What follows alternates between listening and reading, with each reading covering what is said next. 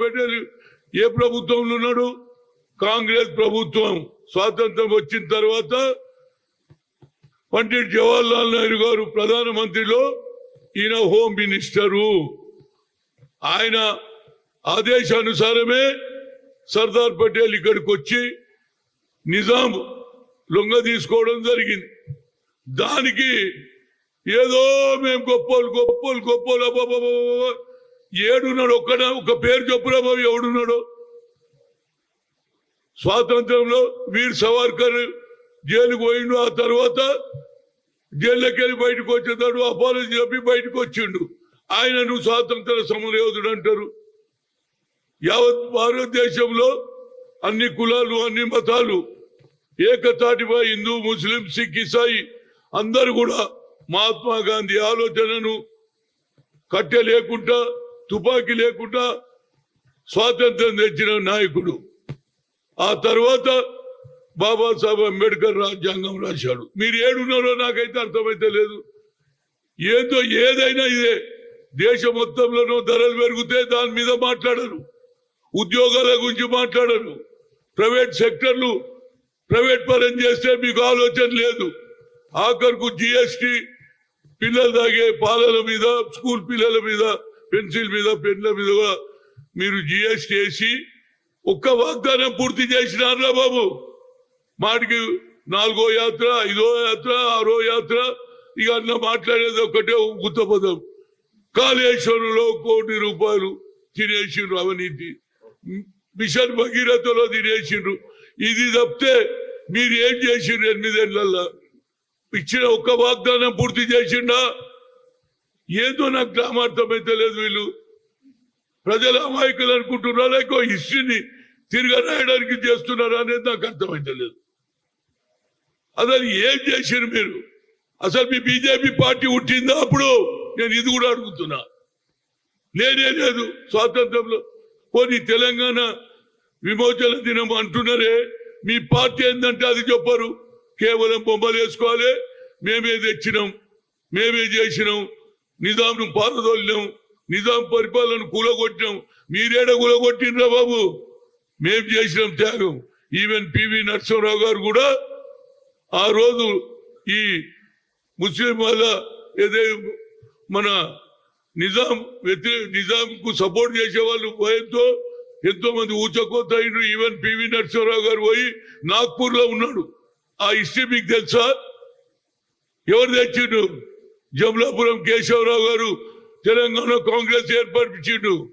మొదటి నుంచి ఏది నిజాంతో కొట్లాడినటువంటి వ్యక్తులు రామానంద్ తీరత్, జమలాపురం కేశవరావు గారు. మీకు హిస్టరీ తెలుసారా బాబు?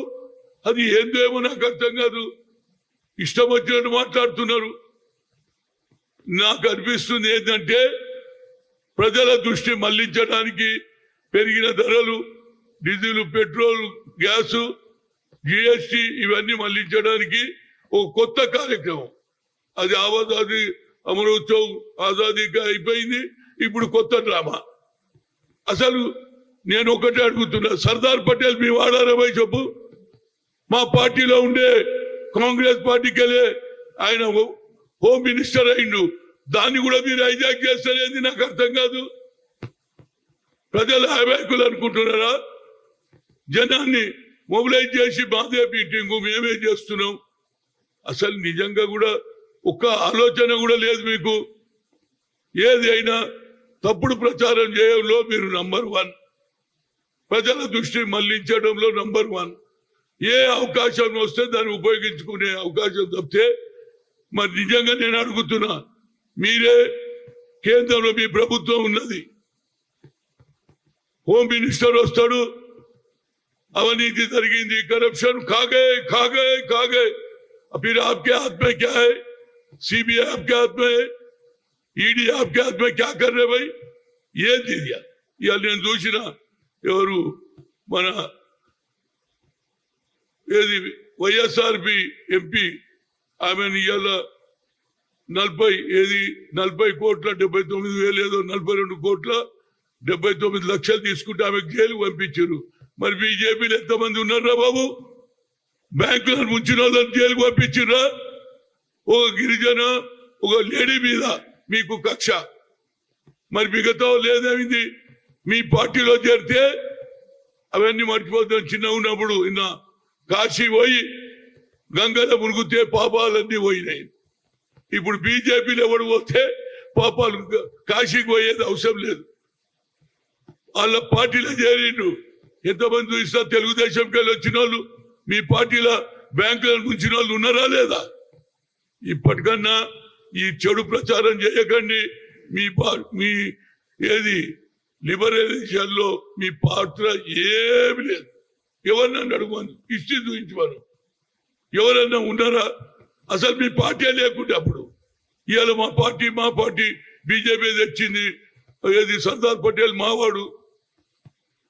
ఇవి అంటే అసలు ప్రధానమంత్రి పండిట్ జవహర్లాల్ నెహ్రూ పేరు లేదు. ఆయన పంపిస్తేనే కదా వచ్చింది. ఈయన వీళ్ళే తెచ్చినట్టు పోని సాయుధ పోరాటంలో మీరు పోరాడినారా బాబు? అదన్నా చెప్పండి. ఆర్య సమాజాలు పోరాడారు, లెఫ్ట్ పార్టీలు పోరాడారు, కాంగ్రెస్ వాళ్ళు పోరాడారు. ఇది తెలుసుకోవాలని చెప్తున్నాను. ఎందుకంటే 17 నాడు మేమేదో చేసేస్తాము, ఏదో గొప్పలు చేసినాం, మేమే నిజామును రజాకారులను పరిగెత్తించినాం, బయటికి పంపించినాం అని గొప్పలు చెప్పడం కాదు, వాస్తవాలు చెప్పండి. నేను అడిగిన దానికి సమాధానం చెప్పమని కోరుతున్నా.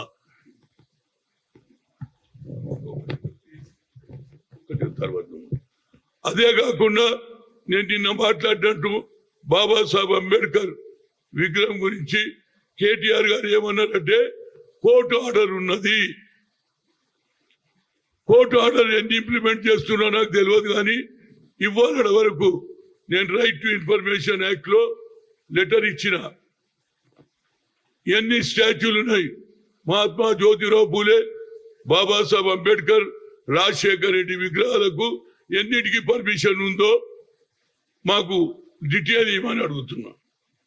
మీరు పర్మిషన్ ఇస్తేనే పెట్టాలంటున్నారు కదా, మరి పర్మిషన్లు ఎన్ని ఉన్నాయి ఎన్ని లేవని రైట్ టు ఇన్ఫర్మేషన్లు ఇచ్చినా అది వారం 10 రోజుల నెల రోజులు వచ్చిన తర్వాత తప్పనిసరిగా ఇలాంటిదే జరిగింది. మాకు కూడా సుప్రీంకోర్టు కొట్టేసింది IIT IIM all India institute of medical sciences లో.